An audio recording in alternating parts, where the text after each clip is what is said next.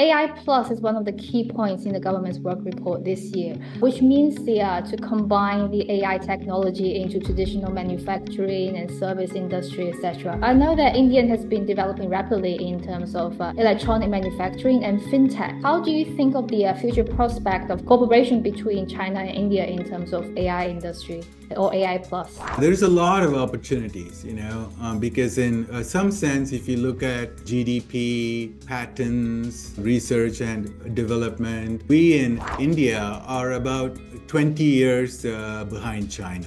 That's okay, we have to learn. I think we should be using DeepSeek in many businesses in India to make things more efficient, faster, and it helps both the consumers and businesses. The nice thing about DeepSeek, it's so cheap. That's wonderful whether you're running a bank or a factory or a small business, store. I think it's, and the fourth industrial revolution, that's something that India has to focus on because that makes manufacturing so much more efficient.